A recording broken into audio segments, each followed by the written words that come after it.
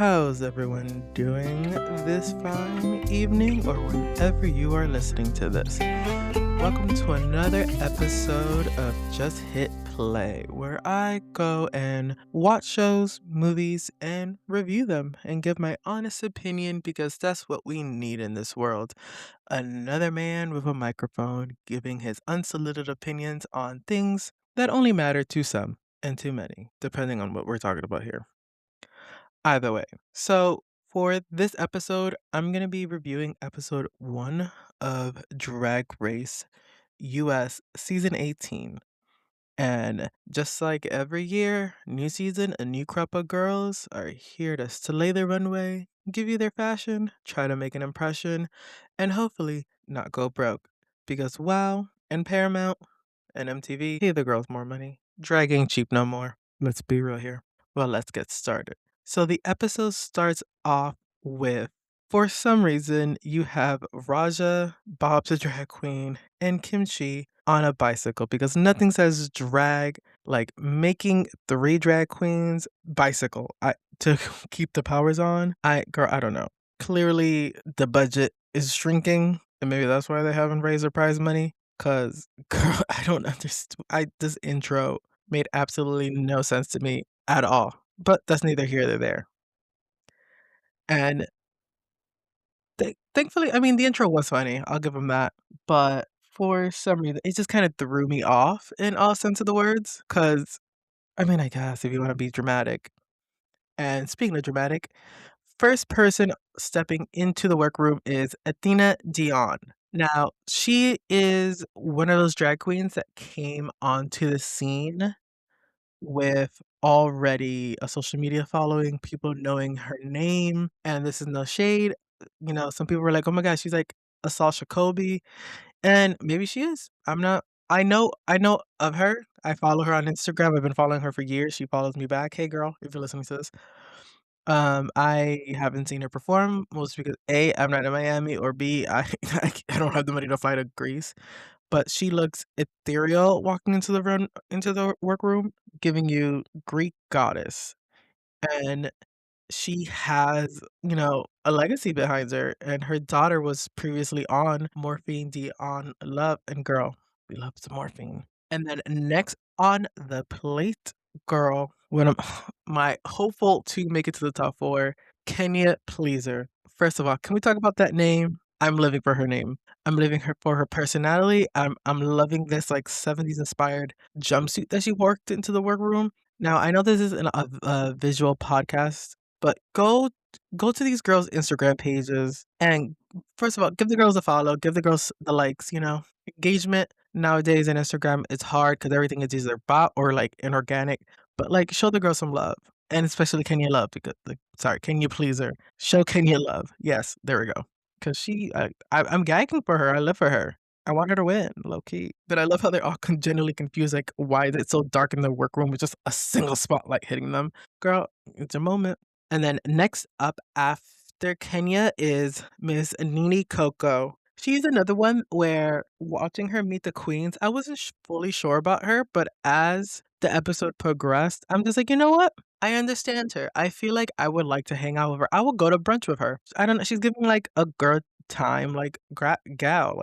You could probably lean onto her and be like, hey girl, I need like you got something I can like borrow real quick for a gig or something, and she'll probably have something. Cause like she walked into the workroom wearing this like latex, I wanna say, rainbow suit looking like a Teletubbies gay cousin. She was just waving that flag, and that flag was her body or her boobies because, girl, she got, like, you just look on her Instagram. Nini Coco's boobies are just rainbow.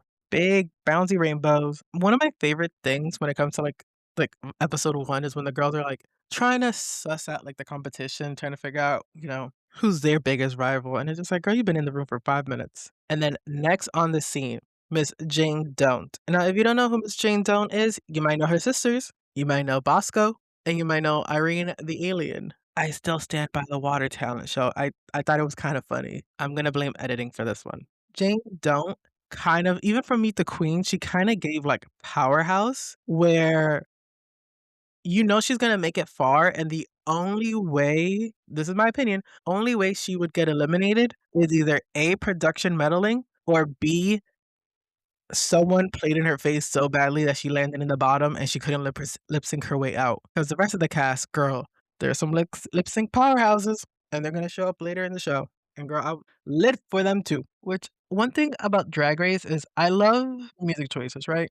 I'm a firm believer that you don't need to do 140 like dips and tricks to just get your point across. A good like park and bark is good.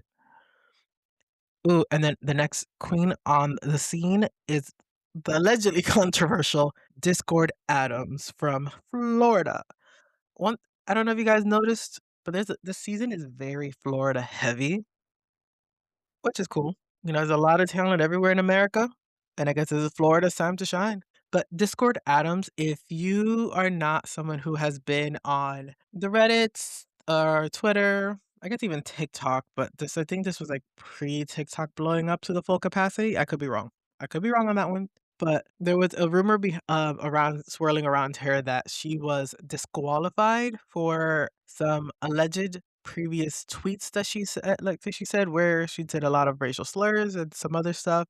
And then there was another rumor going around that she was in the bottom and she called RuPaul some kind of like word and got kicked out like after episode 1, and they were like completely gonna remove her like they did to that one queen on Drag Race UK season, I believe 5 it was. I could that you know, that's just from what my memory.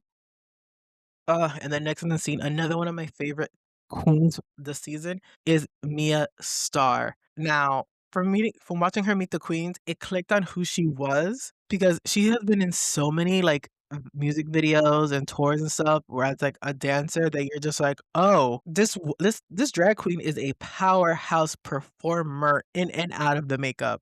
Like individual will be there to gag you. And she's also been doing drag for a while, took a break, and girl, what she did on that break, girl, she was twirling, bucking, kicking, salsa, you name it, on stages. And not many people can say that. Not many people can say that. And you know what? We're here to support, gag it. And I'm ready to see what she does. Honestly, she's another one that I want to make it to the top 4, at least top 5. And then next up, one of my favorite queens from this season's entrance was Didi Fuego as she walked in and said, "Can I say the F word?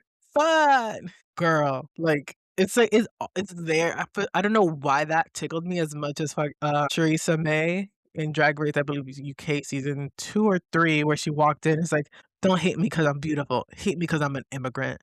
Gathered me, collected me, dragged me across the floor. But she's a queen from New York. I've heard of her. Never seen her perform, other than, like, maybe I think a few clips here and there on TikTok and Twitter, X, whatever you wanna call it. And, you know, I do think she has potential. Now, if this her season? Who knows? But I can definitely see her, if she doesn't win on an All-Stars in, like, a year or 2, after some extra growth and some more money, doing even better. Now, the next queen after Didi is one that I want her to win only because, like, something about her, I just yes, and that is none other than Juicy Love Dion, the daughter of Morphine Love Dion. And from that little cat wig that she's wearing and, like, little flowy thing, like, I don't she girl, give the girl some love. Go on her Instagram and give the girl some love. I am obsessed with her this season. I've actually seen clips of her performing, and that is one queen, I'm gonna say this real close, who can perform the house down. Like, if I saw this queen perform in person, you best believe she is getting my gay dollars. Girl, if I don't have any cash, girl, drop the Venmo, drop the Cash App. You take Zelle, girl, 'cause she's gonna give you a show. 'Cause she too has also been on television prior for, I believe, So You Think You Can Dance. Now, I'm not really sure how far she made it onto that show, because honestly, I haven't watched that show in years, and I've only ever seen, like, parts of her episodes. And then next up is none other than Vita Von Teese.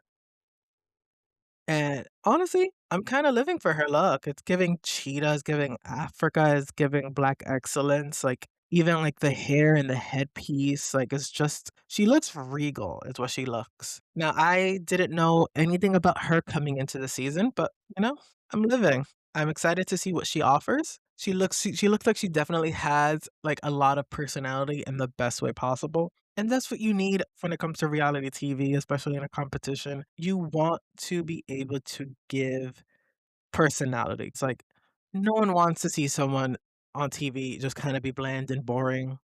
Why? Might as well just watch paint dry. And this is a show about drag queens, you know? Obviously, some drag queens are more well, not drag queens specifically, but some people are, introverts and others are extroverts. But if you're on that stage, baby, you gotta knuck and buck. Now, next queen, I don't know why I love her, but Briar Blush is, like, such a jarring person in, like, the best way possible, because she just comes right off the bat kind of like, "I am that loud bitch of a personality, and I live for that." I love a confident bitch who can, like, back it up, you know what I mean? Like, she has, like, this mod self, portrait dress on, kinda looking like a little, like, brat, like, baby doll, living for it. As, more queens are coming, they're still talking, they're trying to size each other up. Briar is just kind of just like, "Yeah, I'm kind of that bitch." Like, immediately just, like, jabbing at the queens, kind of like, "Who's gonna check me?" And something that happens throughout this episode is, like, you can tell that some queens don't like her, that she's, like, immediately rubbing the wrong way. Now, obviously, this is just television and, like, we don't see anything behind the scenes, but girl. And then next up is none other than a Philly local, Miss Mandy Mango. Honestly, I have not seen her perform, which kind of, like, sucks because like, I go to Philly so frequently, and her walking into, like, this, like, her own version of, like, a Nurse Joy from Pokemon. Honestly, I kinda live. It's so cute. I don't care what anybody says. I know some people say, like, "Oh, it's ugly." Girl, you're ugly. I enjoy it.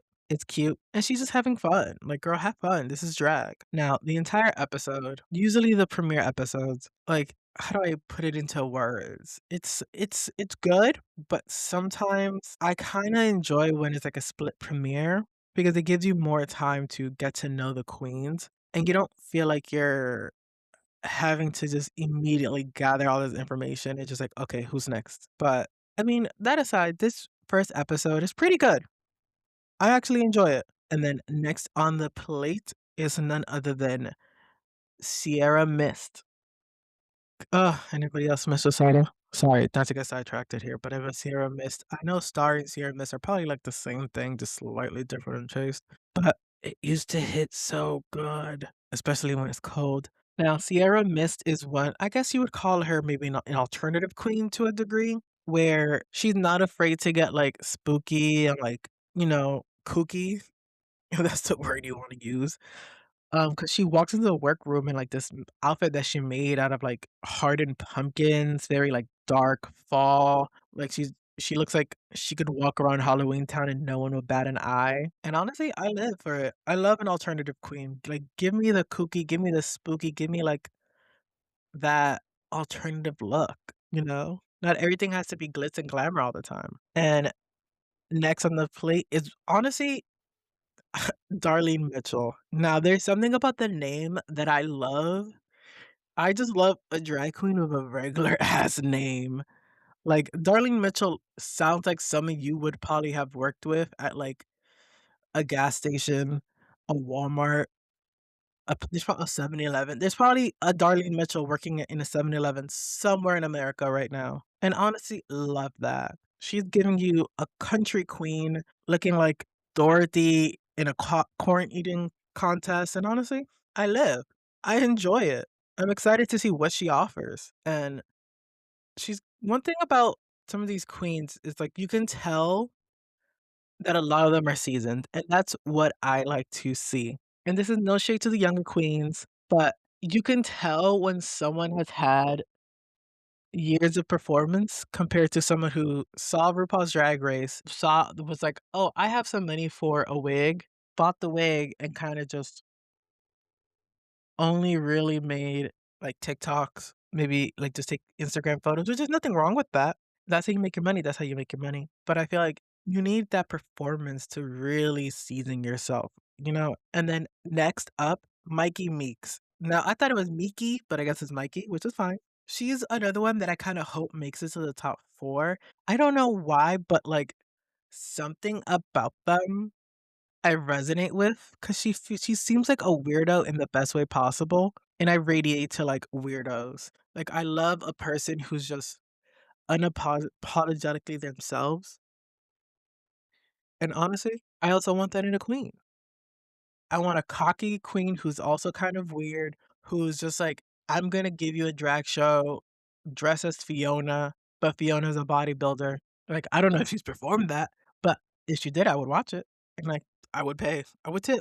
"Girl, let me know when that show is." Excuse me while I drink some water. ASMR.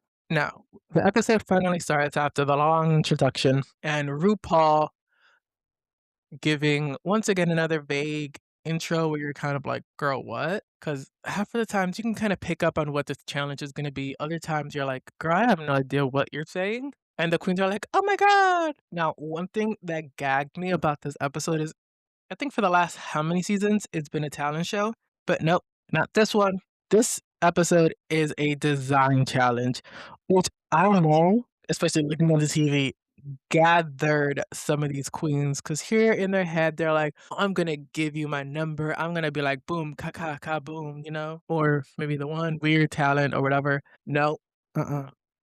They were like, girl, you better get that needle and thread and get to sewing, which, good. Don't get me wrong, I love the talent shows, but I'm kinda tired of the original songs because more often than not, they're not good, and this is no shade to some of the music producers. I know you can only do so much, but girl, you're telling me none of you guys have any other talents? And I know lip sync could be considered a talent, but when the song doesn't feel original or good, then it gets kind of old real fast. Like, I think in maybe the last, like, 4 or 5 seasons, there's probably been, arguably, in my opinion, 5 good original songs, and the only one that's coming to mind right now is Cornbread Jeté the Snack. That one's a good one. That's probably the last good, really good one in a long time, if I'm being honest with you. Now, the mini challenge for this episode is they're doing a Scream Queen photo shoot where the queens have to stand in front of a group of guys and give their best scream, which is kind of like maybe that's why they didn't do the talent show because if there was any live singers, girl, your voice would have been hoarse from screaming off the top of your lung. Now, they're not even pit crews, but the background guys, girl, gagging. Honestly, I mean, the money challenge is kind of cute. It is cute. It's funny watching these queens kind of like, give a little show, give a little scream in front of these guys, try to you can tell which ones they're just like, "Girl, I don't know if I wanna scream. This is not the type of screaming they wanna do, I can give you that." Athena's just like, "Oh." Sorry. I'm like I have it, like, in the background on the side just to, like, refresh my memory, and girl, some of these are just too funny. And my favorite, honestly, Nini Coco, her and RuPaul, when RuPaul calls her Alicia Edwards, and everyone was just like, "Girl, what?" It's just like, that's her secret, at least Alyssa Edwards is actually Alicia Edwards. Oh, sometimes RuPaul is, truly funny, especially when you like, that woman that man, woman, drag queen does not know half of these queens' names other than Laura and Shannon, and you cannot prove me otherwise. Girl, she probably has an earpiece to tell her who Raven is, and honestly, fair. Having to judge that many queens at once, and then, oh my god, Kenya Pleaser just pointing, screaming, "Ah, ah." Like, honestly, these are the I love challenges like this because like, you can't be afraid to make yourself look like an idiot on television or on the internet because that's how you I feel like that's how you gain people's attention just by being genuine and by being, like, an actual idiot, and honestly, I live for it. I live for, like, making yourself look like an idiot on television. 'Cause, life's too serious. So while some queens are screaming, other queens are shouting, "To de-drag," And I love watching this 'cause, like, you can just see the difference between drag them and, like, normal, undragged self. I don't wanna use boy self because some people are trans women and, like, are non-binary, so I don't wanna try to, gender them and immediately assume they're men, but you know what I mean, like, the difference between them with all the glitz, glamour, all the wigs and stuff, and then them and just their normal human self. It's always so interesting to me because it's just, like, having that degree of, like, makeup and, like, talent is so impressive because 'cause you're literally just changing your entire face, and it's just, like, gagging. Sorry, not gagging, gaggy. But some people probably do gag by how good some of these queens look, like, yes. Now, watching back, this mini challenge is a lot longer than I remember it being, but again, it's still good. It's a pretty good episode, like, honestly, fair like, just a heads up, I have watched almost all of the episodes so far. I know I'm behind on recording these episodes. That's on me. I just been busy and stuff like that. But now not really much of a spoiler alert because 'cause I'm not saying who's getting eliminated, any of that, but the season feels like there's been a massive reduction in mini challenges, and I don't know what like, bring back the mini challenges because I feel like it adds a little bit more, like, stakes, it adds a little bit more entertaining, like, we don't need these queens trauma dumping on each other every 5 seconds. Like, I know they want to win Emmys, but, like, you also win Emmys by just be sticking to a f not sticking to a formula, but, like, staying true to a formula that has worked for you and then changing around that formula, like, finding things that generally feel like would work with the flow of the show and removing one of the things that the show is known for, like, kinda just, like, makes it feel less, like, genuine. We don't need the queens fighting every 10 seconds, like, yes, I know some of us say that we live for the drama, but at the same time, this fandom is so toxic that, like, queens can have a fight, and then immediately people are sending one queen or another queen or both queens, like, the worst things imaginable. For what? It's a television show. Learn to watch and separate, like, the reality from, like, the editing. Like, we don't there's no need for that. There's really no need for that. This is why they're continuing to do the things that they do, where it feels like riggery, it feels like the editing is so choppy and weird, it's because they know it's gonna get the audience riled up, and it's gonna get them talking. Which, yes, I understand we live in a world where you need social media to get the engagement for a show. But at what point does it start getting old? You know what I mean? Now, after all the queens de-drag, RuPaul comes back into the workroom and starts to give them the challenge, which they're all plugged gagged to find out it's a sewing challenge. Because once again, the past few seasons, episode 1 has either been a split premiere along with a talent show, and if not a split premiere, just a talent show. And so, the girls probably got it in their heads like, "Ooh, I got this cute little outfit. I'm all stretched. I'm gonna nug and buck, or I'm gonna do something slightly off weird to make myself stand out compared to everybody else." But no, no, no, no. When RuPaul said, "You're gonna start sewing," gagged, plucked. Challenge, a sewing challenge, they have to take pieces from queens who have been from other seasons and try to recreate not recreate it, but, like, recreate it in their image while still keeping some of the same elements, which I like that, especially for a first episode because 'cause you're paying homage to queens, like, that were on their prior seasons, especially maybe, like, if they pick a queen that people don't really remember. Because let's be real, this had just been 17 seasons now, if I'm not mistaken. I don't know how many of us actually know every single queen's name from every single season, but hey, if it gives a quick shout out, why not? There's a lot of queens who've worn a lot of cute outfits that you could probably make something out of depending on the fabric. And now, the guest judge being Cardi B in this episode is okay, so I'm gonna break the fourth wall here. We all know what's going on with Nicki Minaj, right? That's not a shocking surprise to anybody who has any connection to social media, whether it's Facebook, Instagram, TikTok, Twitter, whatever you wanna call it. We know what that lady has been doing. So for the guest judge to be Cardi B, literally a few days after Nicki goes on her little MAGA tour run with Erica Kirk or whatever, feels so gaggy and well timed. It feels like a palate cleanser in the gay world, right? Because if you know Cardi B, she's with the community. I don't remember if she's part of the community, but I know her sister is, if I'm not mistaken. But girl, Cardi B is one thing she gonna do. She gonna keep it real. She gonna keep it humble, and she gonna keep it out, which I live. Now it's I it's not it's kinda hard to talk about the design challenge without, like, visually watching everything, cause like, for the most part, it's just the queens getting their materials and just talking and, like, freaking out cause you have one queen who's always just like, "I don't know what I'm doing. I don't know, I can't design anything." Which, fine, it's fair. Like, let's be real. I don't know how to sew. I can't judge them on sewing. I am literally I'm only saying this as a viewer and a fan of drag and Drag Race. You can tell when there's a cute outfit and when there's a terrible outfit. And, like, no tea, no shade. There's been a lot of terrible outfits in design challenges, especially ones that where people shouldn't have won but somehow won. And no tea, no shade, because truly love this queen. One that comes to mind is Georgia's outfit from her season, I believe season 14. Yes, where she kinda won in a bathing suit with stars attached to it. Was it cute? Yeah. Was it winning? No, but she still won, which good for her. Honestly, truly good for her. But it's like things like that where you're like, okay, sure, we can sure, producers." Now, you can also kinda tell what queens know how to sew, which other ones don't. Athena Dion, cause if I'm not mistaken, she kinda spent the entire time asking Briar for help, which, fair. If a queen's willing to help you, they're willing to help you. I know Jane Don't also helped a lot of girls during this episode, which, it's fair. It's cute.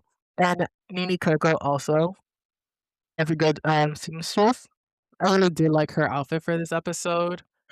She chose outfits based off of Lala Ri. Now, if you have not watched that episode, please watch the episode or look for the clip of Lala Ri in that gift bag outfit. I don't even know you can call it an outfit. It's just a bunch of like purple and pink mini like gift bags glued together. But not even making an actual outfit. It's just like it's glued on top of a corset and it looks like they're on the brink of falling off anyway.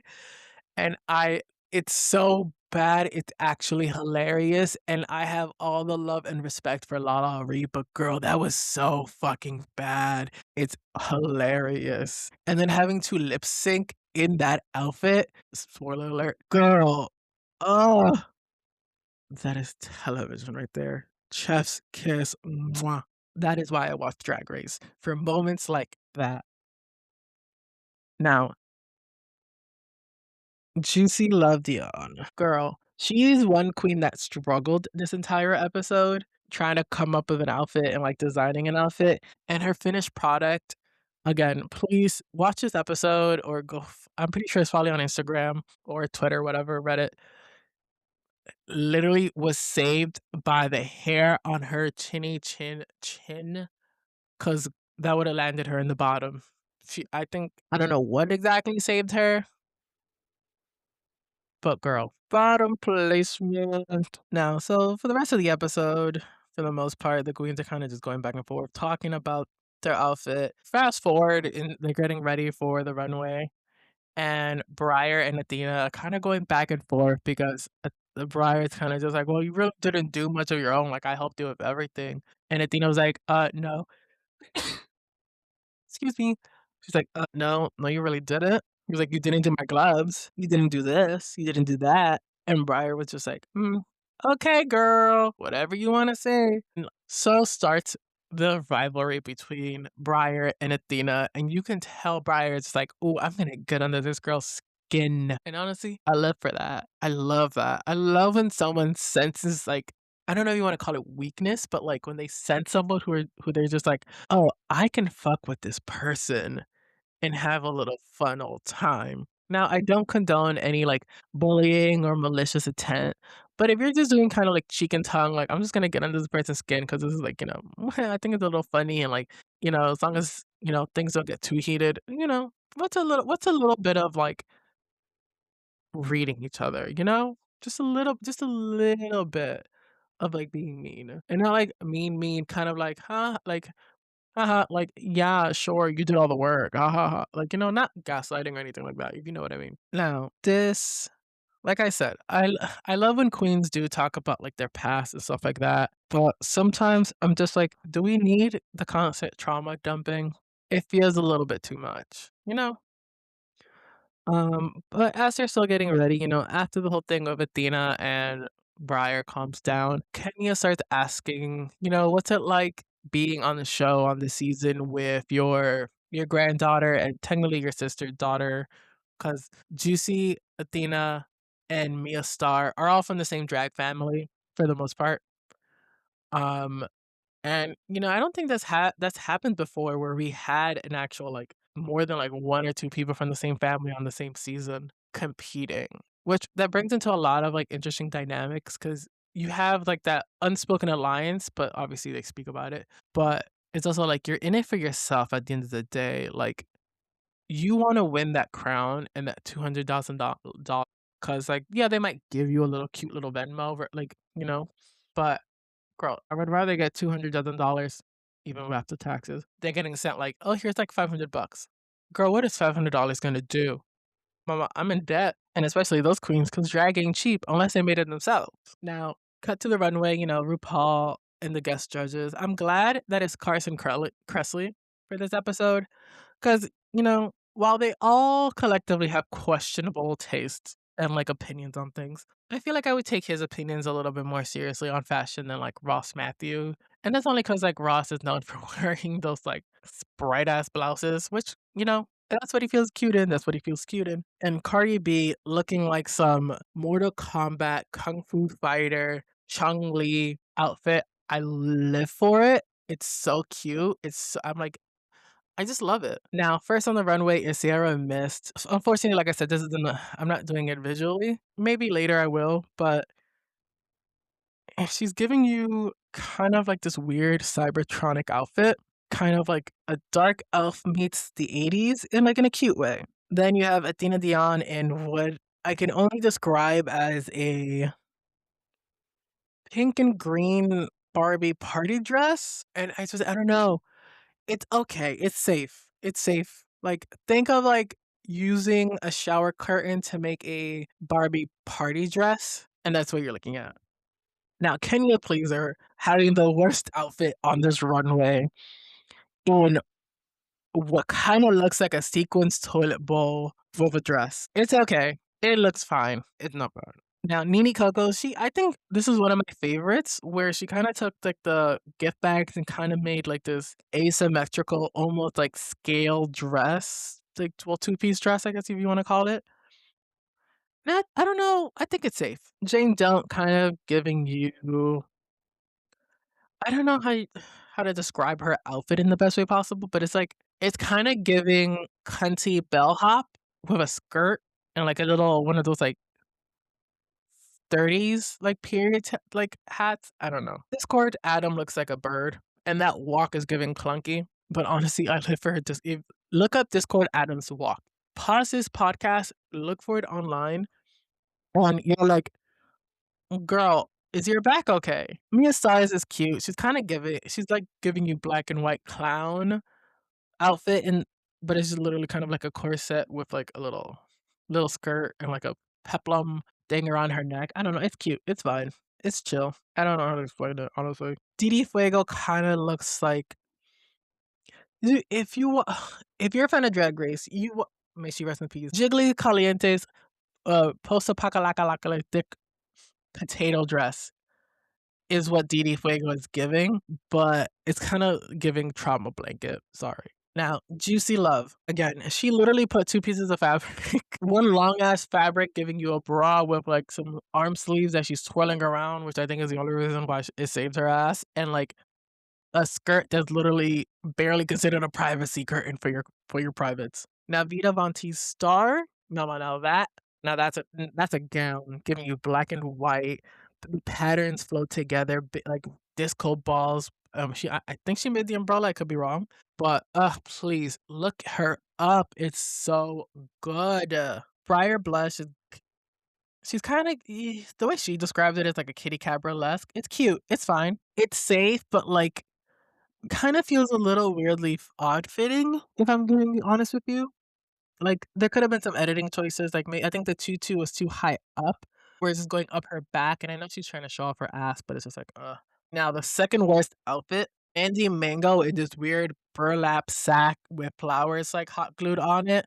It's not flattering, it's not cute. I'm so sorry, Mandy, go birds and everything, but it's so bad. It is just arguably, like, not good. Now, Darlene Mitchell is giving you actual baby doll in, like, a cute little flouncy, like, ruched dress.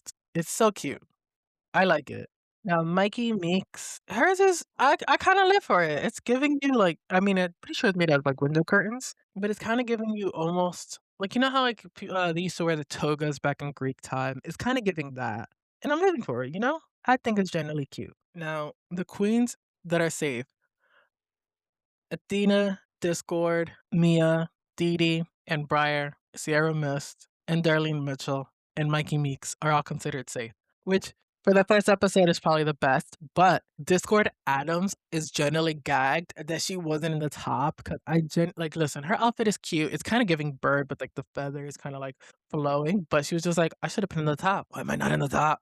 Girl, cause you were safe. Be happy you're safe episode 1. I know you wanna be in the top and wanna win, but episode 1, whether or not it's a non-elimination, you want to be safe. Now, them going down the line, talking about which ones they love, which ones they hate, like I said before, Kenya Pleaser looks like a rhinestone toilet seat that she had to hold up the entire time she was on that workway and an ill-fitting skirt. I still want her to win. I'm rooting for her, but girl, that outfit was not it. And even Cardi was just like, "Girl, what are we wearing?" You know? And that's fine. They all say which ones they love, which ones they don't. And in the top is Vita Von T Star and Nene Coco, which, it's fair. Out of everyone they had in the top and the bottoms, they were the 2 best ones. And spoiler alert is the non-elimination episode because, like, that would be kind of, rude. But hey, at the end of the day, they do what they want to do. They lip sync to Cardi B. And Vita Von Teese, girl, I kinda wish she would've had something underneath that would've made her lip sync a little bit easier. Cause Cardi B, her music is music that you have to dance to, you know? You can't really stand there and park and bark, and if you try to move, especially in a tight-fitting dress, girl, you better be able to rip yourself out of it if you wanna look good. And the winner of the lip sync is Nene Coco, rightfully deserved. She did pretty good, and I think she gagged a lot of the girls because they didn't think she was gonna do good. Why? I don't know. To be honest, she was pretty consistent the entire episode. And let's cut back to a little bit of Untucked, where Cardi B shows up with her glam team, which shout out to Cardi B for giving the girls their flowers. Because at the end of the day, if you can't do it yourself, girl, you better be giving the people who get you all dolled up the shout out they deserve. And her and her glam team out here looking like the Powerpuff Girls, girl, cunt with a capital C, CUNT, honey, living for it. And my favorite thing about this part of Untucked, though, is that Discord is just like, so what do you think of my outfit? Like, girl, read the room. Read the room. I love a delusional queen. Like, yes, please give me more. So now that this episode's over, I think it was a pretty solid episode for what it was. Um, I don't know if I'll make this a visual podcast anytime soon, but please give it a chance if you haven't already, and don't forget to look at the queens and follow them on Instagram, social media. Give the girls a shout out, especially nowadays we need to be uplifting queer art in whatever format it is, so long as it's like not problematic. Because like let's be real here, that's so exhausting. But that's enough for this episode. Thank you for listening. Please don't forget to subscribe to the podcast in wherever you are listening it to. I will be creating an Instagram page to better promote my podcast, so please keep an eye out for that. If you want to follow my main Instagram, you 100% can. It's underscore Issa Edwin underscore. And before you ask, no, my name is not Issa. My name is Edwin. Thank you, and see you next episode. Bye.